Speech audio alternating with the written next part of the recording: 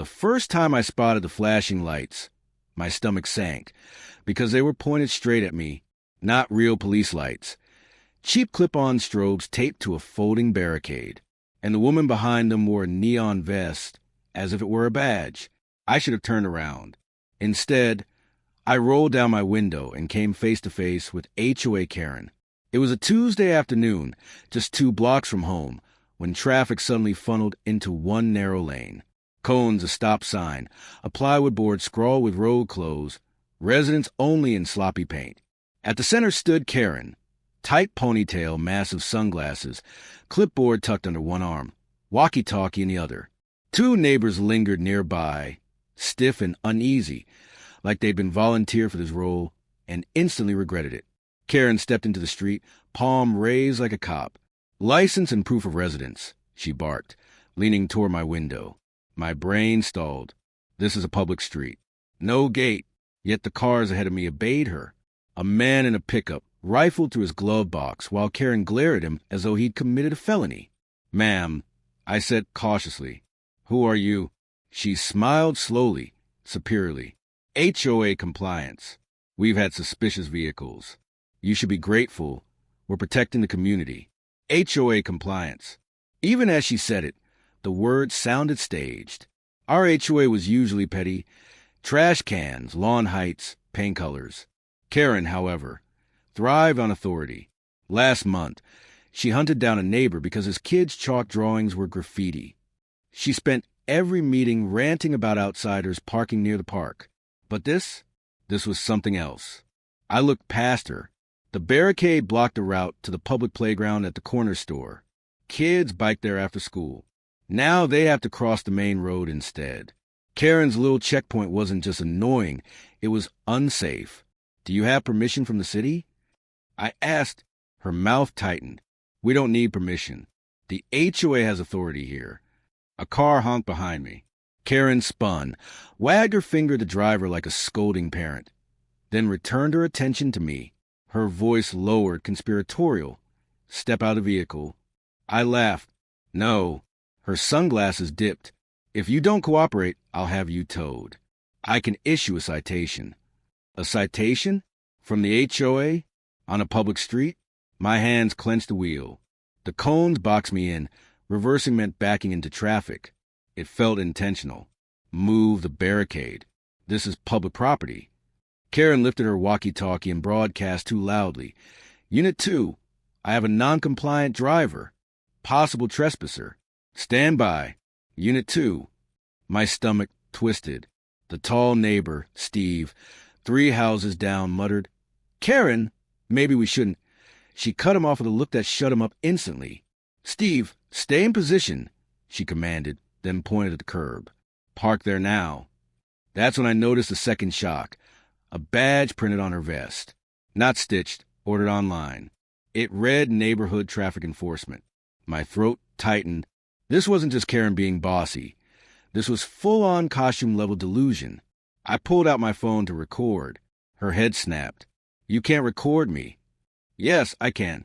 Public street. She stepped closer, hands trembling. Rage, not fear. "Turn it off. Now."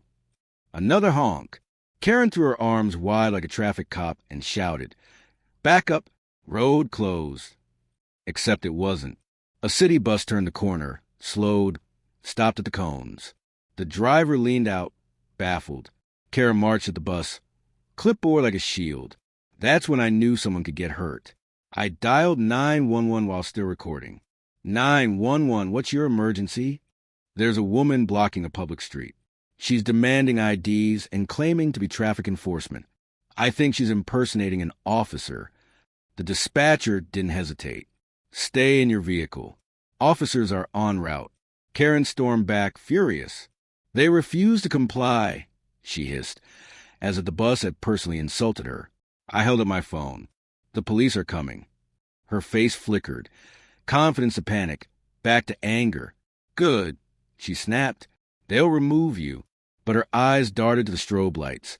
"Gone now," as if remembering the setup. And in that brief flicker of doubt, the real horror hit.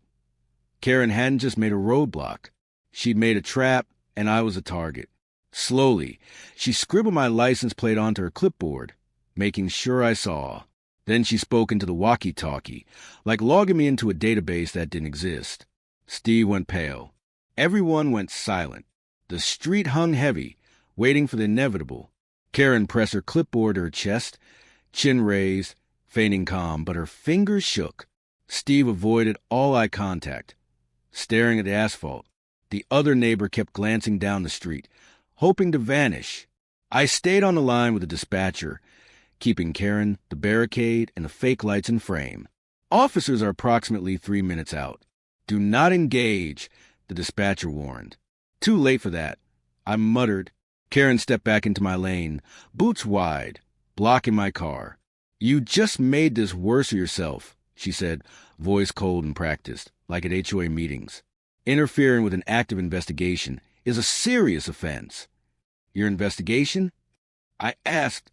Or the one you made up. Her jaw clenched. Reports of drug activity. Strange cars. Outsiders. There it was, her favorite word. She leaned in until her face was inches from my window. If you have nothing to hide, you shouldn't be nervous. Behind her, a woman with a stroller tried to pass. Karen barked, "Ma'am, go back. This area is secured." The woman froze. Karen didn't even look at her. Then you should know better, I said, heat rushing to my face. She ignored me, snapping into her walkie-talkie again. Unit 2, secure the perimeter. Pedestrian interference. The neighbor stared at the walkie-talkie like it insulted him. Karen rounded on him. Do you want crime in this neighborhood or not? Silence. Another car pulled up, then another. A small line formed. Karen paced like a general, flashing her palm at drivers inching forward. One man rolled down his window. Is this legit? Karen slammed her hand on his hood. Stay in your vehicle. His expression shifted from confusion to anger. This is a public road. You can't.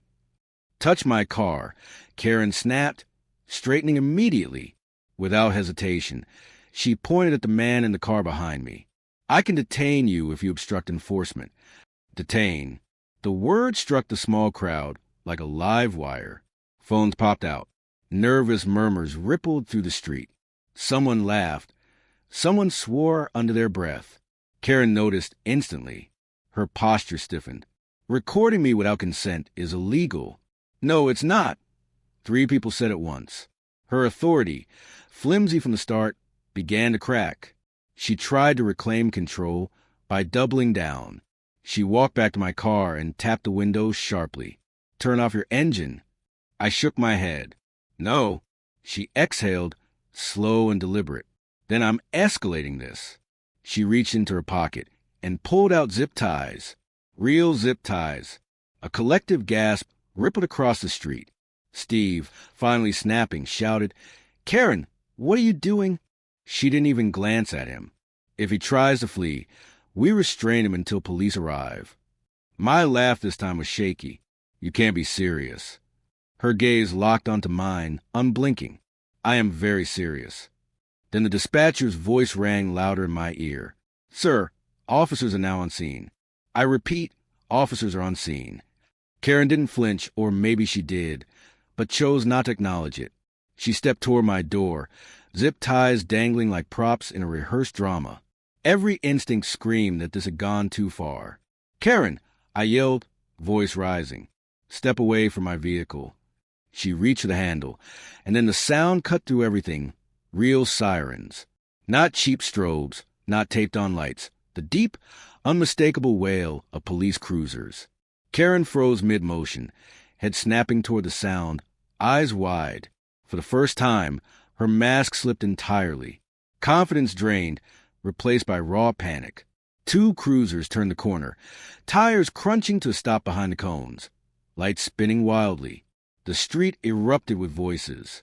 That's not HOA. She tried to detain him. She's blocking the road. Karen took a step back, then another, finally noticing the zip ties still in her hand, as if seeing them for the first time. An officer stepped from the first cruiser, scanning the barricade, the cones, the fake sign, the crowd, the phones recording everything. He looked at Karen, then at the printed badge on her vest. His face hardened. "Ma'am, step away from the vehicle and put your hands where I can see them." Karen opened her mouth, and that's when everything unraveled. She laughed. "Hi," brittled, desperate. "Oh, thank God," she said, waving one hand, like relief had arrived. "Officers! Finally, I have a non-compliant individual here causing a disturbance. I've been detaining him for suspicious activity." The officers didn't move. "Ma'am," the first officer repeated, slower, more deliberate. "Step away from the vehicle. Now." Karen's smile faltered. "I'm with the HOA. Neighborhood Traffic Enforcement." She gestured vaguely at the barricade. "The cones, the fake lights, were authorized." "Authorized by who?" the second officer asked, already moving toward the barricade. Karen hesitated, just long enough. The officer tugged at one of the strobes. It came loose in his hand. He held it up, eyebrows raised, glancing at the duct tape, holding the rest together. "Do you know it's a felony to impersonate a law enforcement officer?" The word felony sucked the air from the street. Karen's face drained of color. "I'm not impersonating," she snapped too fast. "I never said I was police." "You demanded IDs," someone yelled. "You threatened to detain people," another shouted. "You blocked a city bus." Karen spun toward the crowd. "Everyone calm down. This is being taken out of context." The first officer raised a hand. "Ma'am, hands up." She didn't comply immediately, reaching for her clipboard like it would shield her. "This man," she said, pointing at me again, "has been harassing the neighborhood. I was trying to protect us. You don't understand." The officers stepped closer. "Hands up." Slowly, reluctantly, Karen raised them. The zip ties slipped from her fingers, clattering to the pavement with a soft, too loud rattle. The second officer began photographing everything. The sign, the cones, the vest. He peeled back the edge of her badge and snorted. "Did you order this online?" Karen's mouth opened, then closed. "It's symbolic." That did it. They turned her around. The click of handcuffs fell like a gavel. A stunned silence fell over the block, followed by whispered gasps and a few incredulous laughs. "This is outrageous." Karen shrieked. "I was helping. Do you know how much crime we've had?" The officer read her rights while guiding her toward the cruiser. "Ma'am, you blocked a public roadway, impersonated authority, and attempted unlawful detention." "I was going to start a neighborhood watch," she protested. "I needed leverage." As they passed my car, she finally looked at me, not with anger, not with authority, but raw fury and fear mixed together. "You did this," she hissed. I met her eyes. "You did." The officers asked me to step out and give a statement. As I spoke, more details came to light. The fake roadblock wasn't a one-time stunt. Karen had planned rotating checkpoints, printed warnings, even discussed issuing fines. She genuinely believed the HOA should replace the city in policing unwanted traffic. The twist hit hardest when one officer returned from his cruiser. "She admitted why she targeted you," he said quietly. My stomach sank. "Why?" "She ran your plates earlier this week. They're registered outside the neighborhood." She said outsiders are usually the problem. Everything clicked. The clipboard theatrics, the trap-like setup, the way she boxed me in. This wasn't about safety. It was about control. Karen wasn't protecting the neighborhood. She was deciding who belonged in it. The cruisers pulled away. Karen in the back seat, still shouting about bylaws and authority through the glass. Cones came down. The bus rolled through. Parents unclenched their grips on strollers. Neighbors avoided each other's eyes, embarrassed and shaken. Steve finally whispered to me, "I didn't think she'd go that far." Neither did I. Later, the HOA sent a terse, carefully worded email.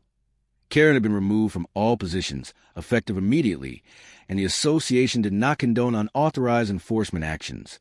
Charges, evidence, and her fake badge all remained on record. Even now, when I drive down that street, I picture her standing there, hand raised as if she owned the road. She didn't want to be a neighbor.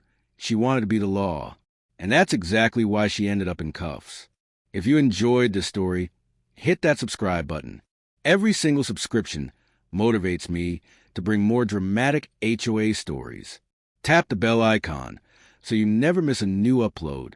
I'll see you next time, where justice gets even sweeter.